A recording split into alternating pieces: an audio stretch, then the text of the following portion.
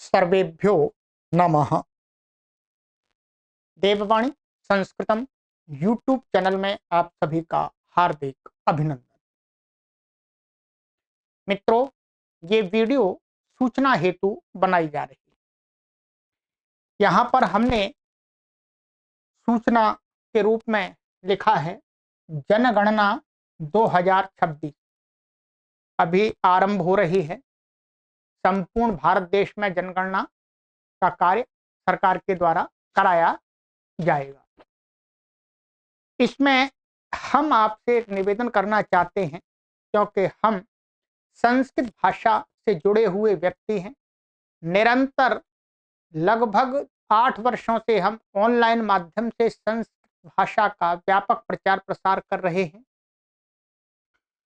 और हम चाहते हैं कि संस्कृत भाषा के प्रचार प्रसार के लिए कोई भी अवसर हमें और आपको प्राप्त हो, उसका हमें अधिक से अधिक भरपूर उपयोग करना चाहिए।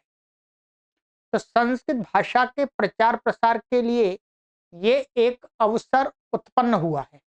ठीक है, कोई ये हर साल अवसर नहीं आता, कभी कभी आता है।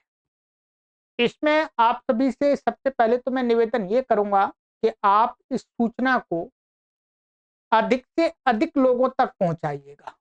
आप इस सूचना को जितने अधिक लोगों तक पहुंचाएंगे, उतने अधिक लोग संस्कृत भाषा के प्रचार प्रसार में अपना योगदान दे सकेंगे।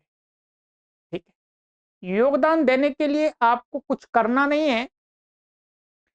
आपको एक कार्य करना है कि जब भी सरकार के लोग, अर्थात जो भी कर्मचारी लोग आपके घर पर आएंगे, जनगणना का, जनसंख्या गणना का फॉर्म लेकर के, तो उसमें भाषा का चयन का कॉलम होता है।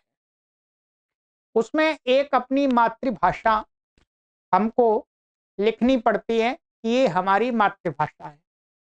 जैसे हमारी हिंदी मातृभाषा है और हिंदी भी कई प्रकार की है भारत देश के अंदर। ठीक है, ब्रज भाषा भी एक हिंदी भाषा है, भोजपुरी है, इस प्रकार से हरियाणवी भी एक प्रकार की हिंदी ही है। ठीक है, तो इस प्रकार से एक तो हमें अपनी मातृभाषा वहां लिखनी होती है। इसके अलावा वहां पर और 2 भाषाओं के कॉलम दिए गए होते हैं कि जिन 2 भाषाओं को आप जानते हैं उनके नाम लिखिएगा। तो सबसे पहले आपसे मेरा निवेदन है कि आप संस्कृत भाषा को, जो मातृभाषा से अतिरिक्त जो 2 भाषाओं को चयन करने का कॉलम है, उसमें एक भाषा आप अपने अनुसार कर लीजिएगा, जो भी आप करना चाहें। दूसरी भाषा आप चयन करें संस्कृत भाषा। अब आपके मन में संकोच हो सकता है कि आप तो संस्कृत जानते ही नहीं। यदि आपके मन में ये विचार आए कि मैं संस्कृत जानता नहीं हूं और मैं संस्कृत भाषा लिख रहा हूं, और किसी ने पूछ लिया कि आप संस्कृत भाषा में कुछ हमको 2-4 वाक्य बताइएगा, पूछ भी सकते हैं कर्मचारी। ऐसे पूछते नहीं है, इतनी ज्यादा अधिक नहीं होता, परंतु पूछ भी ले यदि आपके मन में अंदर कहीं शंका है। इसके लिए मैंने एक कोर्स बनाया हुआ है, छोटा सा कोर्स है, जिसमें आपको कुछ वाक्य संस्कृत के बोलना सिखाया है, जो सामान्य व्यवहार के। उसका कोर्स का लिंक मैंने इस वीडियो के डिस्क्रिप्शन में रख दिया है। वहां पर क्लिक करके आप आराम से उन वीडियो को देख करके आप आराम से कुछ बोलचाल के संस्कृत के वाक्यों को सीख सकते हैं। ठीक है, उसके लिए किसी पुस्तक की आवश्यकता नहीं है, उसके लिए किसी मास्टर की आवश्यकता नहीं है, किसी को पढ़ाने वाले की आवश्यकता नहीं है, आप स्वयं देख के सीख सकते हैं। तो उसका भरपूर लाभ लीजिए। परंतु मित्रों, ये एक अवसर आया है, हमारा लक्ष्य हमने आरंभ से ही बनाया हुआ है कि हमें 1 करोड़ लोगों को संस्कृत भाषा उनके घर पर ही सिखानी है। हम तो अपनी तरफ से पूरा भरपूर प्रयास कर रहे हैं, भरपूर परिश्रम कर रहे हैं।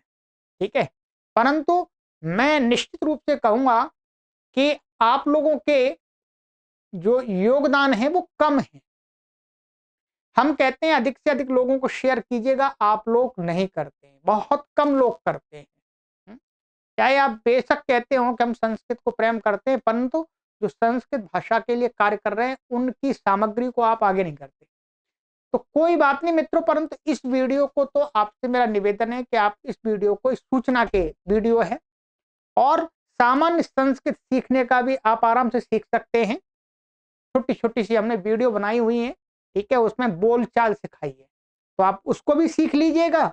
और जब आपके घर पर सरकारी कर्मचारी आए जनसंख्या गणना का फॉर्म लेकर के, तो उसमें संस्कृत भाषा अवश्य लिखें।